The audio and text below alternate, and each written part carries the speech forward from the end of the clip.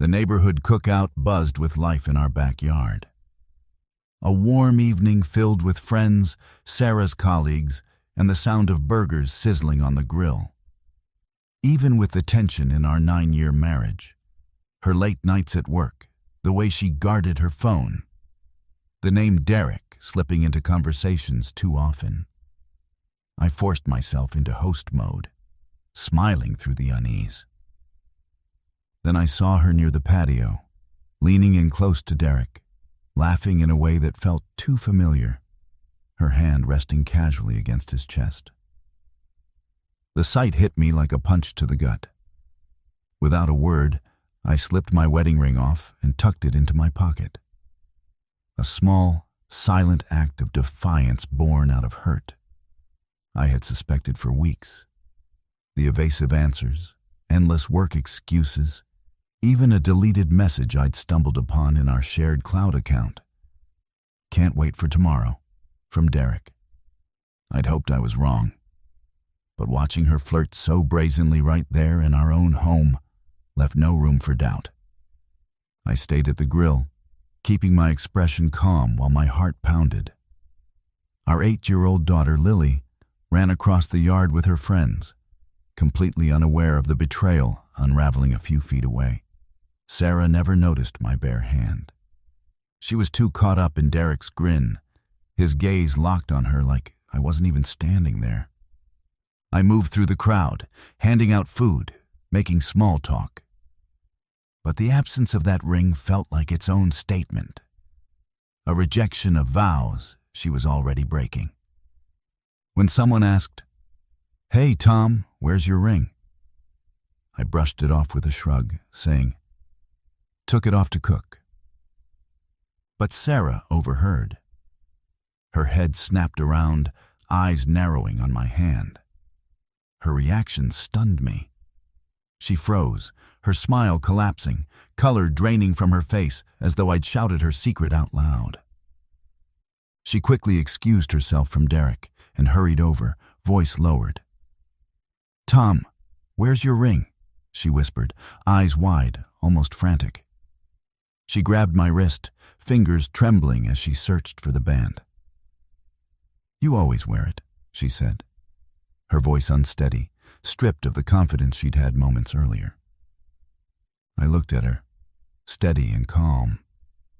Didn't feel right tonight. Her silence said everything. Her eyes flicked toward Derek, then back to me, as if realizing I knew.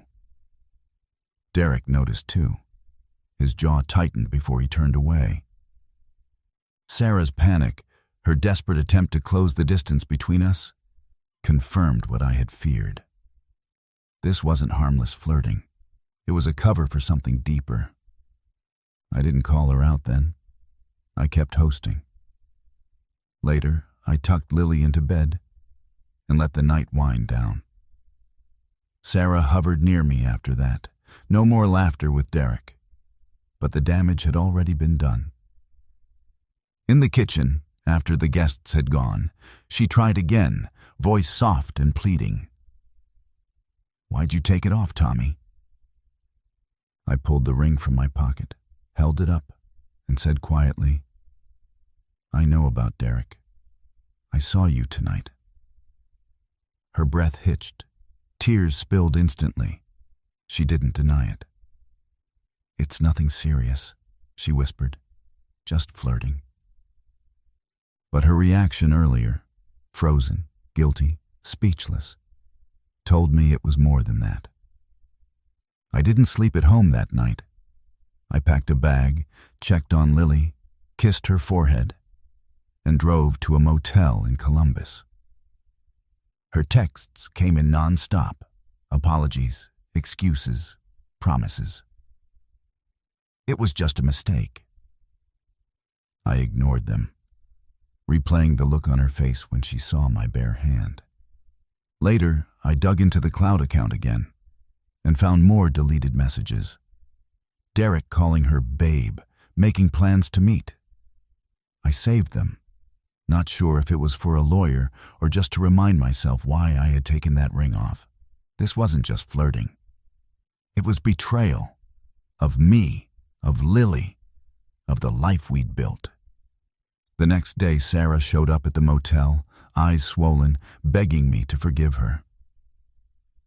"I'll stop seeing him," she cried. "I love you, Tom." But love rang hollow after what I'd seen.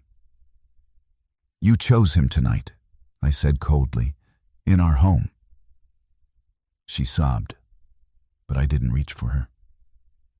Taking off the ring had been my quiet rebellion, and her shocked reaction had exposed the truth she'd been hiding. The next morning, I took Lily to her soccer game. Her chatter in the back seat steadied me. Her laughter was a lifeline. Sarah stayed away, giving me space. Maybe her co-workers had noticed her flirting. Maybe they'd noticed my missing ring. I didn't care. I cared about Lily, about protecting her, keeping her world stable. I'd already spoken quietly to a lawyer, preparing for what came next. That night, watching Lily score a goal, her face glowing with joy, I knew what mattered. Sarah's betrayal had broken my trust. My ringless hand had exposed her guilt without a single word. I didn't know if divorce was certain or if counseling might be possible for Lily's sake. But I knew I couldn't live blind to betrayal. As I drove Lily home, her laughter filling the car, I felt a flicker of strength. Sarah's choice with Derek had cost her everything.